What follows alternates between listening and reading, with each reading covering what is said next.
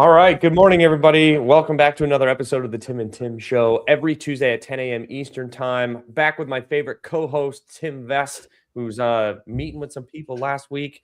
And we did a solo show. We talked about why Tim and I buy extended use properties as part of our strategy. And it's not a limitation of ours. It's what we specifically target.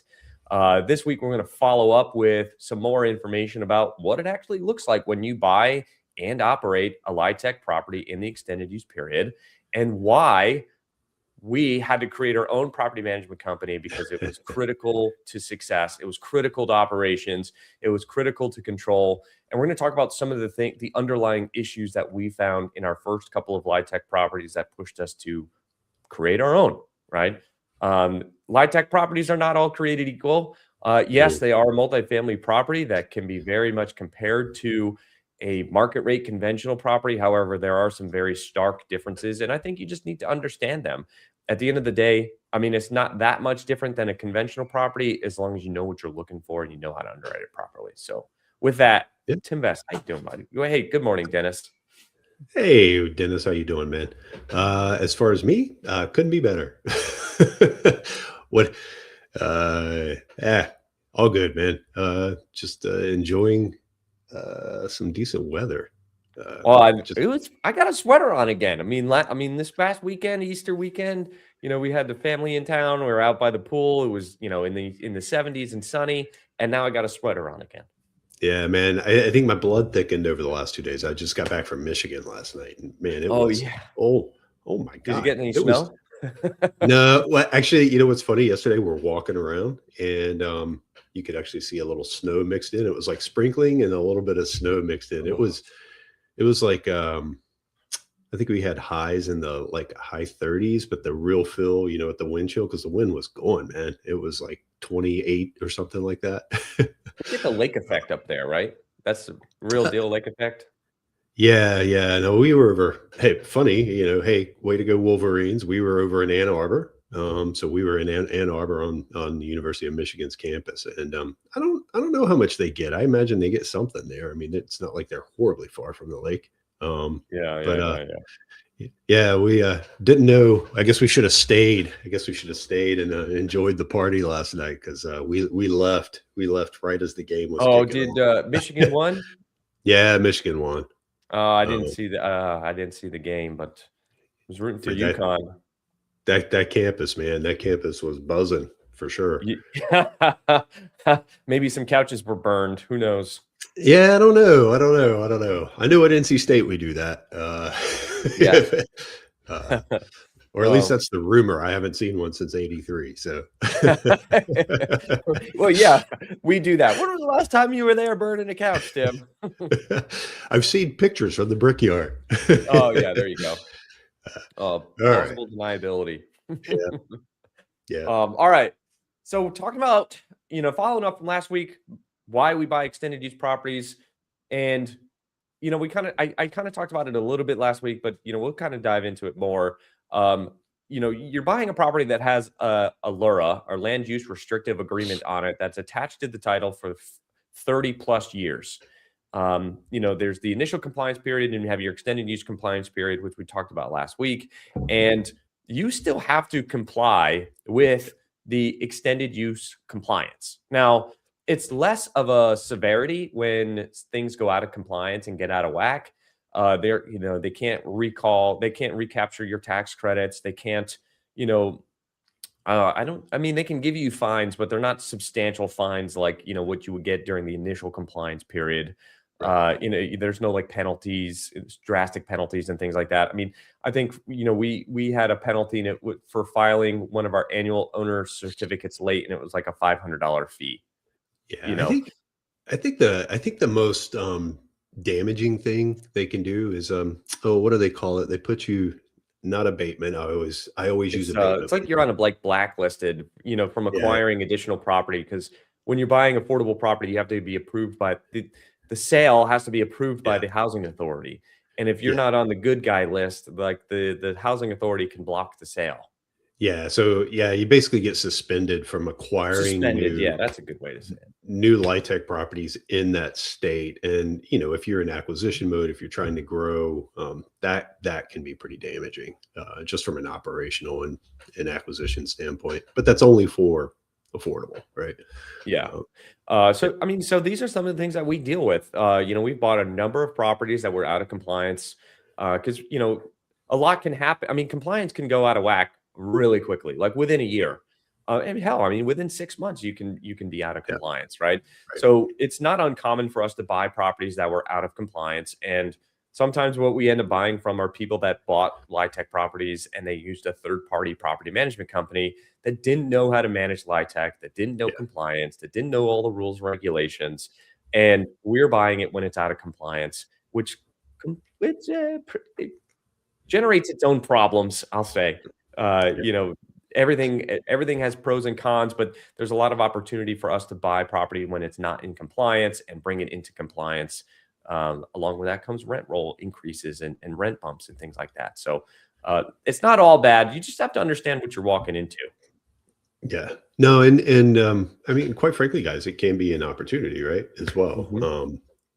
And I think, oddly enough, guys, I think one of the most common things we've walked into, like why properties get out of compliance, is 15, 20 years is a long time, right? So I think there are development groups that do some of these properties, and over that 15, 20-year period, maybe they split up, dissolve, whatever, and these properties change hands, or they go off to a partner, or they get packaged as part of a big package of properties. And some of the smaller ones, like the sub 100 units, we buy a lot of those.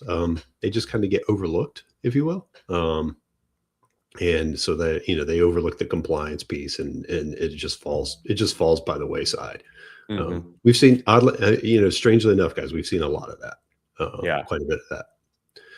What would you say is one of the things that has caught us by surprise for the first time in a LURA or with like the compliance process with one of the housing authorities that we work with?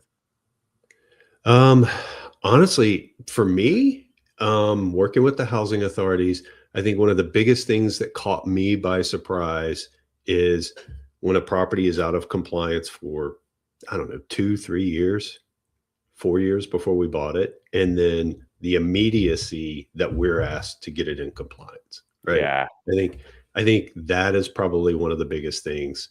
And guys, like we've had conversations, and people are like, "Can't believe the housing authority is doing this," and you kind of sit back and you look at it, and you're like, "But I think we all try to get off on the right foot, right? So maybe that's the opportunity for the housing authority to say, hey, listen, like this other group just they didn't care. They didn't respond. Let's see if we can get off the right foot with these guys and set a different standard with them from the start." So you kind of got to give it a little bit of grace like that, right? Mm. But yeah, that to me, Tim, that's probably been the biggest surprise is How many phone calls have we had where we're like, it's been like this for 5 years. Why is yeah, it my problem now? Like, why are you holding me accountable to a problem yeah. that's been here for 5 years that needed to be fixed 5 years ago? That you're telling me if it wasn't fixed 30 days ago, you're gonna suspend me.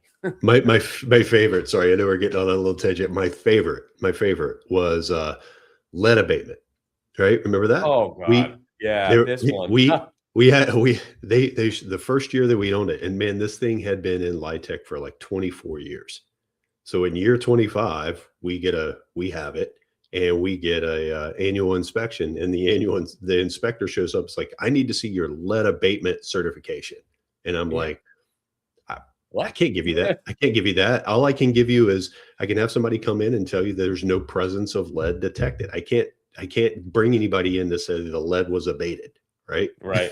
and and as we're going through the conversation, I was like, this is like year 25 of these inspections. Like, where was this the last 24 years? Mhm. And the inspector's like, I'm gonna have to go look at I don't think we ever that. heard again from that person, did we?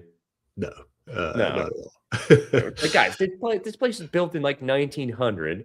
It was Yeah, brought into compliance and went through the LIHTC process in like what was it, 2000 or something like yeah, that. yeah, And now you're asking me for a lead abatement certification. yeah. Yeah, but I think the thing that stumped them is when we're like, I can't have nobody's going to show up and give me a letter that says the lead was abated.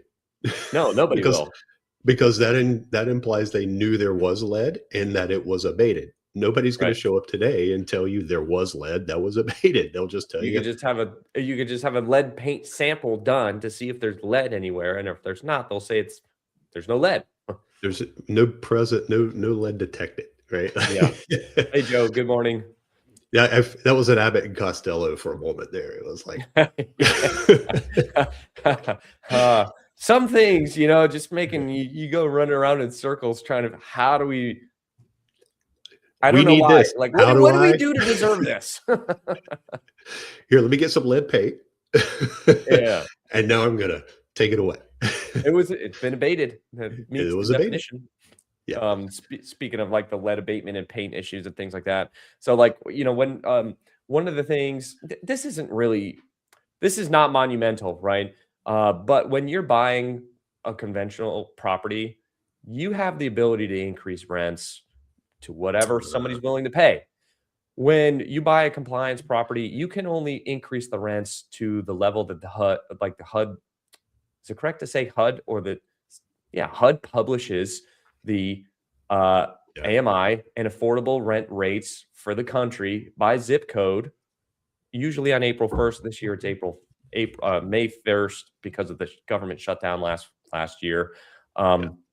But you can only increase your rents to what your standard rent is, right? To be within compliance. You cannot make more money than X amount per household. And if you make this amount or less, then we can only charge you the max amount of rent of this, right? So where that causes a problem is that with your income restricted property, you're usually pretty constricted on cash flow, and you absolutely have to budget for your deferred maintenance. Because typically your deferred maintenance is going to come from your reserves. On assets like this, when you have any kind of changes in contract utility rates or taxes, insurance, things like that, you can't increase the rent in order to absorb the cost. You have to operate the deal leaner and still be in compliance and still keep the property in good shape and good condition. That's why having those cash reserves is so critical, because if something goes wrong, you need to have the money to fix it, and you can't rely on the cash flow alone to rebuild your reserves to be able to do that. Now, I'm not saying that you don't have cash flow, but the significant amount above and beyond your debt service is much smaller, right? I mean, because if you think about, sometimes we're able to get a loan approved. What's the lowest DSCR we've ever seen on an affordable product? Like 1.1? Yeah, about 1.1. Right. So what that means is if your property makes $110,000 per year in NOI, that you can service $100,000 in debt service. Well, that's only $10,000 of net cash flow after your debt service. You can't cover anything, but at least you can get a loan, right? Yeah. But so the acquisitions phase, and really doing good due diligence on your physical inspection, your physical asset condition is important, because you need to budget for basically everything up front. And that can really cause you to get in a really bad spot if you don't have enough money to cover your roofs, your HVACs, plumbing, electrical, plumbing meaning like your, water heaters and things like that. Generally, we don't have too many issues with electrical. So, obviously with everything going into compliance, and most of the property we're buying now is out of the 15-year window. So it was built in like 2007-8 timeframe. Property conditions are usually pretty good, but what you start to see is once that 15-year window comes up, your most HVACs, most water heaters, your roofs are like on a 20 to 25-year lifespan. Water heaters are supposed to be on a couple of years, but we usually get like 10 or 15 years out of them. HVAC, like you start to see all of that stuff to start going bad and start going wrong. So you need to make sure you have the capital to fix those things as they come up. Yeah, and one little thing that I think, or nuance of the LIHTC deals that I don't think we thought about when we bought our first one, and probably our first two or three, right?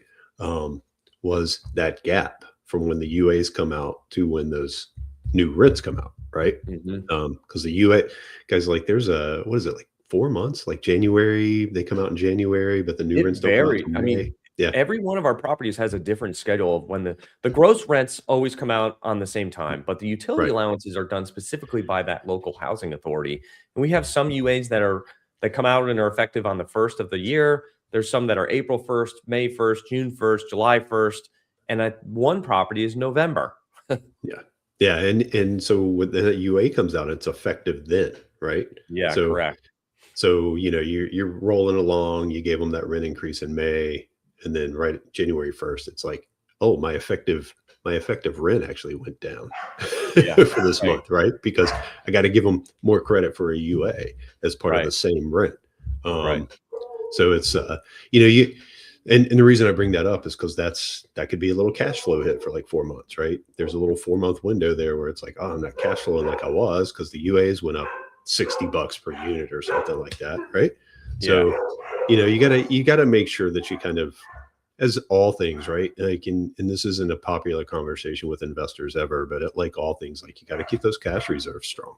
I mean, I would say, would you argue with me here? But I would say that where it's where the cash flow is not as heavily present in LIHTC properties, the real business plan and the real goal is to get to when the property comes out of LIHTC program. Yeah, I think Because so. there's significant amount of equity to be had when you sell it as Yeah. a market rate property comparative to during the ownership and your kind of compressed cash flow during the LIHTC period. Yeah, I think so because you can always, and maybe we're kind of talking two different things because you can always kind of like take it out of the LIHTC program and choose to keep rents Mhm, like in a window, right? mhm. Or you can choose to go push to market. But yeah, I mean, being able to where you're really going to realize that big value add is like in year 31, right? Somewhere in there. Mhm. Um, and Yeah, we have then a number of properties that are coming out of LIHTC, in the late 2020s, right, in yeah, early 2030s. So we have a yeah, number of properties that we're refinancing, putting onto debt, where we're gonna get to that period, and then we have the opportunity to sell it as a market rate property with significant equity on the backside and yeah, much less cash flow, unfortunately, because of their time period that we bought it. But, there's another thing to be said there when you're building it and you're buying it with or you're building it with like really low leverage, low rate interest debt from like housing authorities and local municipalities and all that, the cash flow can be very substantial, right? But yeah, generally what Tim and Tim find is that when we're buying these assets, we have to go out and acquire them with new debt, and that new debt eats up all our cash flow. But if you own it for 10, 15, 20 years, yes, there will be substantial yeah. cash flow there as long as you have, your long-term debt locked in. Yeah, there's definitely a strong business plan, business play there, guys, to like buy them in that extended use period, that second 15 years. Um, get that basis, right? Get that basis Mhm, low because it is a LIHTC property and it's not going to command market pricing. mhm. But then taking it out as a market. Even, I mean, like I was saying, like you can still charge the lower rent, still be the affordable option in the area, but because you're in that market rate area or range at that point, it's going to Classification. command. Yeah, Yeah. it's going to command a higher price point. Yeah, Um, I mean, there's some property that we bought for like $60,000, $65,000 a door in a market that it's $110,000 a door right now, and that property comes out of LIHTC in 20, I think it's like December 2030 or something like yeah, that, or December 2029. Would be I mean, now you're sitting at a property where your basis is 65 a door plus your renovation costs, and you could sell it for 110 a door. I mean, that's yeah, a substantial increase in value. yeah. And guys, one of the other things to think about too, and I don't know if we're getting off topic here, but this is always a good discussion. One of the other things to think about too is like there it doesn't take long to go out and Google search this and come up with these articles and find these articles, but there is a big issue right now with properties are coming out of affordable programs faster than they're being built, right? Or Mhm. being replaced. So we're just not building a ton of affordable properties or LIHTC properties, even though there's a very, very, big incentive to do so for people that want to go through it. But we're not replacing what's coming out at the same rate, right? And the reason I bring that up is like there is a very strong business strategy out there for assembling these and owning them. because of that. You have a lot of options. You can be the affordable operator and your basis is still low. And then quite frankly, you're actually seeing a lot of private equity doing this right now. Mhm. You're Yeah, I mean, seeing, there's definitely some property where we don't need to go to market rate. I would rather right. be $50 under market rate to stay full, Yep. and not have a significant turnover and be the affordable option, right? I think I had sent you a post on somebody I follow on Twitter where we talked about this guy's business plan is he looks at the market rate rents and he only charges 80% of what the market rate is so that he guarantees that he's full all the Full. time. And he has very little turnover. Now, he leaves meat on the bone for the next guy that wants to come in and increase rents to market, right? Because they can increase it, to get to that full market rate rent. But during his ownership, the turnover, the resident retention is very, very high. Turnover is very low. Cash flow is really good because you're not spending all your money on turns and vacancy costs. Yeah. Yeah. And there's something to be said for that, right? I mean, Tim, you and I looked at a deal last week, that you can look at it and in 5 seconds go, they're trying to charge too much, right? Oh That's yeah, yeah, yeah, yeah. that's that's why Yeah, they're your that's why vacancy they're has steadily increased over the last 8 months as yeah. you have pushed your rent roll, and I Yep. can tell you why. Yeah. So it can be risky, right? I mean, that's another thing about buying some of these properties is I'm not going to say there's no risk because there's always risk, but the risk can be lower because you are the affordable option in the area, right? And and like Tim's talking about, when you come out and you go to a market rate, you can still, hey, I'm going to stay 50, 60, 70, $100 below market, and I'm going to stay full. And I can, Mhm. right? I can because I Yep, didn't pay premium price. correct. So I don't And have to that's where push rent. owning stuff over such a long period of time really, is in your Yeah. favor, right?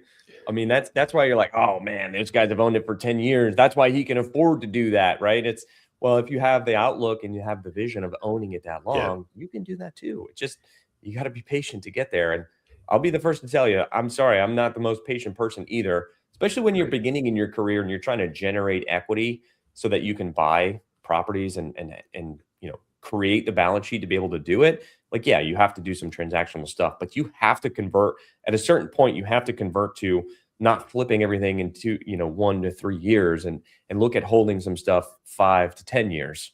Yeah. Yeah, for sure. And we're starting to see the fruits of some of that. I mean, I Mhm. think we're still early on in the fruits of some of that, but we're starting to see it. Yeah. But Tim, you reminded me of like when I first transitioned into multifamily from other stuff. I remember getting those deals, and you're like, man, they're like $250 below market. Like, what the hell? And it's like, it's these mom and pop owners or whatever, or the original developer, and like you said, it's like they can and they want to stay full, and Yep. their basis is such that, like, man, it's a cash flow cow for them, and Yeah. I and mean, you're that looking dude, at I it and you're like, I'm gonna push that.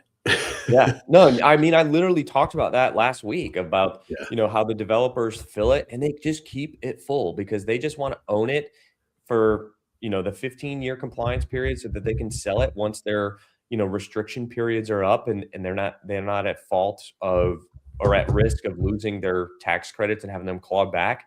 That's why I mean, that creates a significant value add for you and I to come in. We buy these properties in extended use. We buy them from the original developer that's kept the rents at like 5, 6, 700. We are able to increase those rents to 1,000, 11, 1,200, depending on the area and where we're buying them at. And then we can either refinance them and sit on them, or we can sell them to the next guy. And the next guy's business plan would be to own it now that it's at market rate, own it for in-place cash flow today, and their goal is 7 to 10 years away. They're going to sell it when it comes out of the LIHTC period, right? So it's Yeah. like you got your first 15-year ownership, 15 to 20-year ownership, then you have your like 15 to 25-year ownership, and then your buyers that buy them like 25 years plus, where their Yeah. specific goal is to buy them and get out of LIHTC. Yeah. Hey, Christina, good question. And Tim may feel differently. And I'll be honest, he handles way more of the financials than I do. But in my opinion, I don't really think late fees or non-paying tenants are really higher in the LIHTC space as opposed to like market rate. And And I think another thing that I would say to that is I got to be honest. It depends on market conditions at the time, what as well, right? I think right now with the economy and some of the issues that we're seeing, you're starting to see those super high A class properties struggle more than some of your B and C class stuff. Um, and then, it just it all depends, but honestly, it all comes down to operations. And I think what Tim and I have seen is like how you handle things like evictions and the legal process is going to determine your late payers and your non-paying tenants more than anything else, especially on these kind of properties. I think some of it depends on the market too, though, right? Because Right. there's some properties where we can't really be that hard. We can't True. really be that strict on some of the processes, right? Because Right. if we evict somebody, I mean, maybe they pay late all the time, but if Right. we evict them for not paying, it might take us 2 or 3 months to refill that unit Right. because it's in such a small town. But we have other places that it's like we got a wait list of 20 people. Why are Right. we letting anybody slide here, right? Right. And you really have to pay attention to each asset individually to make that Right. determination of how your management company is going to operate for that property in that specific city. Yeah, so it always comes down to operations, right? I mean, at the end of the day, it's going to come down to like how you're operating more than anything else. Because as we've found, if you don't push on the things that you can push on, people will take advantage of it. And I think that piece is maybe a little more true in this space than some other spaces. But at the end of the day, I would challenge you right now to go out in this current market and economy and find an A class property that's not struggling in those places, because we've seen some things come across lately, and yeah, man, if you're trying to push rents and you're not keeping up with your operations and pushing tenants at the same time, your collections and your evictions are going to struggle. Mhm. Yeah, I mean, you've done a lot of reading and some people that specifically build B-class properties where they build a really nice apartment complex Yeah, yeah, just yeah. with none of the crazy amenities, right? They Right. do granite and stainless steel appliances, LVP. I mean, it's a nice apartment, right? But it doesn't Yeah. have the dog wash center, and it doesn't have, the pool table room and this and that and the other, the courts and this, all the, Yeah. the A class above and beyond amenities where you can charge a premium for, and they find that they're full for longer because they Yeah. have a quality place to live, which is what people want, with none of the extra fluff. That's a nice thing on the marketing sales package, but I mean, I don't know how much people actually use it. But I mean, my friend lives in an apartment complex down the street. They have indoor golf simulators. Like, yeah, that's super cool. And he used it for like a week or two, and now he hasn't touched it again. You know, Yeah. but he'll be looking to move because the rent keeps going up 5 or 10% every year, and he's like, Uh, "This is outrageous. Like, I'm just not going to live here." You know But if what's it Tim? was functional, Oh, it was go ahead. clean, it was just a Yeah. place to live until they found a house to build or whatever that they're going to do, they would stay there for longer. Yeah, it's funny you say that because we're right kind of entrance of one of the neighborhoods near me that I go by all the time. There's a property that's 20, 25 years old, and it's nice, it's clean, it's in a great spot where everybody wants to live. And then right across the street is this thing that just opened up, I guess, in the last like year. A class, tons of amenities, like you're talking about golf simulators, like, they actually have like F-45 classes that come into the apartment complex every morning, that's kind Wow. of stuff.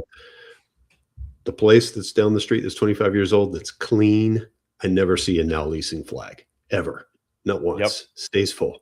The new place that's been there for about a year now, man, they are struggling to lease. Yeah. And it's like you said, it's like location's basically the same. One Mhm. pay charges a little bit different, but it's still very nice. The other is charging a little bit more just because they have, golf simulators, right? Yeah.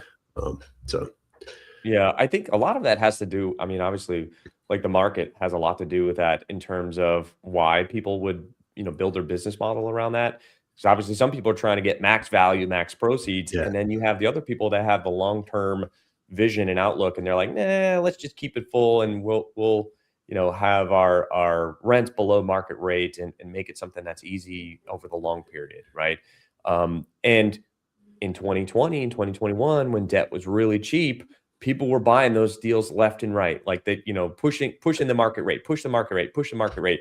But then the ones that are ultra successful, are the ones that have held for a very long period of time and are below that market rate and know the long-term game rather than the short-term flipping game and pushing value. So, Yep. All right. yeah. So, all right, guys. Well, I mean, so I guess to wrap this up, I mean, there's really no difference between buying a conventional property versus a LIHTC property. A lot of it comes back to your underwriting and understanding what you're buying and how to budget for it properly. And just understanding that the complexities around LIHTC are a lot higher than market rate. It is there's a lot of red tape. There can be a lot of compliance issues that you have to work with the housing authorities on, and it's nothing that can't be solved. It just takes time, and you have to just know what you're walking into. We've learned that over time that maybe we were a little bit too aggressive on some of our timelines to complete some things because there is more red tape. But at the end of the day, it's like you're still buying a multifamily property. A lot of the principles and economics are the same, but there are some nuanced technicalities that you need to know, that you need to be aware of, and have somebody on your team that knows LIHTC or has done affordable properties in the past, because they're going to be able to help guide you through that process and really keep the guardrails on what's reasonable and achievable versus what's just completely out of scope. So well said. All right, guys. See you next week. Actually, I will not be here next week. I will be on vacation next week. So Tim Best will be doing his own next week. So, this will be fun. Yeah. All right. I'll see you next time. Peace. See you guys. Bye.